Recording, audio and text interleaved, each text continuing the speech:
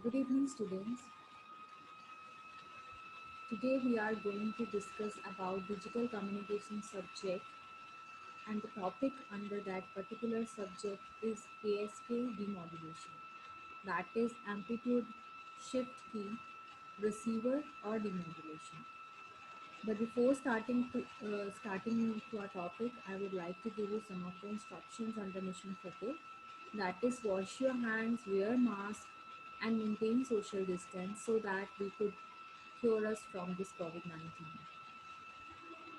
Now we will come to our topic, that is ASK demodulation process. Now what is demodulation? As we all know, demodulation is done at the receiver side, and demodulation means to reconstruct our original signal. अगर हम अपना original signal दोबारा से retrieve करना चाहते हैं तो हम रिसीवर साइड पे डीमॉड्यूलेशन प्रोसेस को चूज़ करते हैं। मतलब जो भी हमारा सिग्नल पहले मॉड्यूलेट हुआ था ट्रांसमीटर वाली साइड पे, अब रिसीवर पे जाके वो डीमॉड्यूलेट हो जाएगा और वो ओरिजिनल सिग्नल हमें वापस मिल जाएगा। अब जो एएस के डीमॉड्यूलेशन है, या जो हम कह सकते हैं हमारा जो डीमॉड्यूलेटेड टेक्निक है इस सिग्नल को दोबारा से डीमॉड्यूलेशन करने के लिए, वो दो टाइप्स की हैं, दो टाइप्स के वेज हैं। पहला है कोहेरेंट डिटेक्शन, जिसको हम सिंक्रोनस डीमॉड्यूलेशन बोलते हैं। दूसरा है नॉन कोहेरेंट डिटेक्शन, जिसको हम एसिंक्रोनस डीमॉड्यूलेशन बोलते हैं। तो ये दोनों हमारी एएस के डीमॉड्यूलेशन की टाइप्स हैं। अगर हम बात करते हैं कोहेरेंट एएस के मॉड्यूलेशन की या कोहेरेंट एएस के डिटेक्शन की, अब इसका आप ये डायग्राम देखो। इस डायग्राम में हम पहले एक एक ब्लॉक को समझते हैं, देन हम अगेन बात करते हैं इस एएस के डिटेक्शन की। फर्स्ट ऑफ ऑल हमारा यहाँ पे क्या लगा हुआ है, मल्टीप्लायर, और उसको इनपुट क्या जा रही है, एएस के प्लस नॉइज। दैट मीन्स जो हमारा एम्पलीट्यूड शिफ्ट की का प्रॉपर सिग्नल था वो, और साथ में जो नॉइज आ गई, वो नॉइज और एएस के सिग्नल हमारा आपस में ज्वाइंट होके किसको पहुंचा, मल्टीप्लायर को। अब मल्टीप्लायर क्या कर रहा है, सिंक्रोनस कैरियर सिग्नल को और जो हमारा एएस के मॉड्यूलेटेड सिग्नल है जो कि ट्रांसमीटर से आया है, वो मल्टीप्लायर में जाएगा।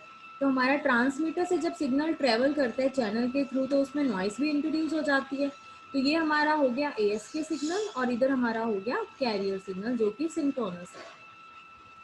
अब यहाँ पे जो हमारा सिग्नल आया वो यहाँ पे मिक्सअप होके आया, कैरियर सिग्नल और एएस के सिग्नल जो हमारा मिक्सअप होके यहाँ पे आया, वो किसके थ्रू गया, लो पास फिल्टर के थ्रू। क्योंकि हमारा यहाँ पे नॉइस इंट्रोड्यूस हो चुका है।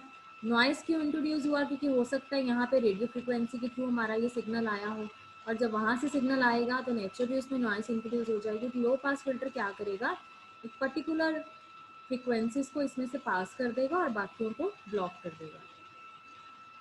उसके बाद अब यहाँ पे हमारा सिग्नल आ चुका है।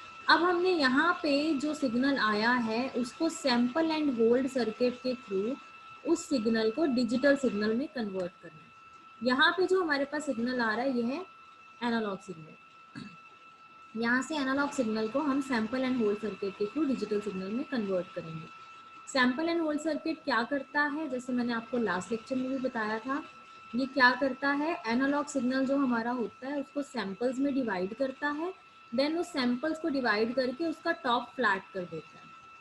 ठीक है, तो ये हो जाता है हमारा सैंपल एंड होल्ड सर्किट का काम। मैं आपको वाइट बोर्ड पे शो कर देती हूँ कि किस तरह से काम करता है। ये हमारा एनालॉग सिग्नल है और इसके हमने इस तरह से सैंपल्स कर दिए, तो ये हो गई हमारी सैम्पलिंग। उसके बाद इन सैंपल्स को हम नेगेटिव साइकिल में भी कर देंगे, एनालॉग सिग्नल को प्रॉपरली करना है। जब इसको सैंपल्स में डिवाइड कर दो, तो सैंपल एंड होल्ड सर्किट ने क्या किया, पहले उसको सैंपल में डिवाइड किया, देन उसके टॉप लेवल को होल्ड कर दिया, यहाँ ये होल्ड हो गया, ये हमारा सिग्नल यहाँ पे होल्ड हो गया। और अगेन इस तरह से यहाँ पे भी ऐसे ही सिमिलरली वो नेगेटिव साइकिल में भी जाएगा। तो जब ये सैंपल एंड होल्ड सर्किट इसको होल्ड कर देगा, तो आप देखो कि ये क्या बन गया, डिस्क्रीट सिग्नल बन गया इस तरह से। तो ये हमारा क्या बन गया, डिस्क्रीट सिग्नल बन गया। इस तरह से हमारा पॉजिटिव साइकिल में बन जाएगा, सिमिलरली इसी तरह से नेगेटिव साइकिल में बन जाएगा। तो दैट मीन्स ये हमारा क्या हो गया, डिस्क्रीट सिग्नल बन गया। तब हमारा एनालॉग सिग्नल जो है वो हमारा डिस्क्रीट सिग्नल बन चुका है। तो हम वाइट बोर्ड को यहाँ से हटाते हैं और वापस अपने टॉपिक पे जाते हैं, दैट इज़ एम्पलीट्यूड शिफ्ट की। अब यहाँ पे आप चेक करो क्या हुआ, हमारा सैम्पल एंड होल्ड सर्किट ने एनालॉग सिग्नल को डिस्क्रीट सिग्नल में कन्वर्ट कर दिया। अब यहाँ पे हमने एक रेफरेंस वोल्टेज दी हुई है।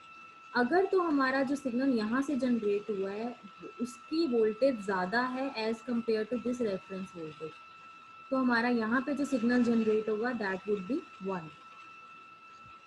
और अगर हमारा यहाँ से रेफरेंस वोल्टेज ज़्यादा है और हमारा यहाँ वाला सिग्नल जो जनरेट हुआ वो कम है, तो यहाँ पे सिग्नल जनरेट जो कंपैरेटर उसको कंपेयर करके आउटपुट देगा दैट वुड बी 0। तो 1 और 0 की फॉर्म में इस तरह से हमारा ओरिजिनल सिग्नल रिकवर हो जाएगा।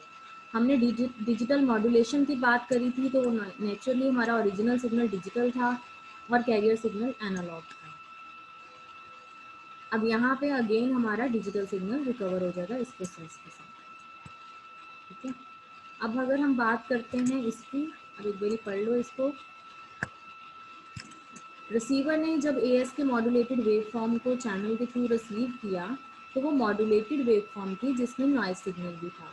अब नॉइज सिग्नल भी आगे फॉरवर्ड हो जाएगा क्योंकि वो फ्री स्पेस चैनल के थ्रू हमारा सिग्नल आया है, और वो नॉइज़ को एलिमिनेट करने के लिए मल्टीप्लायर स्टेज के बाद हमने लो पास फिल्टर लगाया ताकि उसमें से नॉइज़ निकल जाए।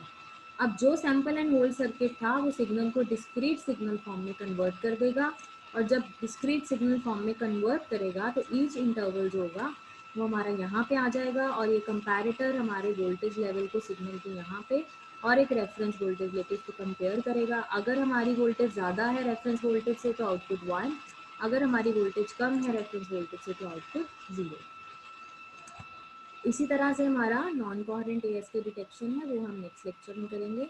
आज आपको कोहेरेंट एएस के डिटेक्शन क्लियर होना चाहिए। अगर इसमें कोई भी डाउट है तो हम क्वेश्चन आंसर राउंड में इसको क्लियर कर लेंगे। आप एक बार इसकी सेल्फ स्टडी करने की कोशिश करना, and thank you so much for watching this video.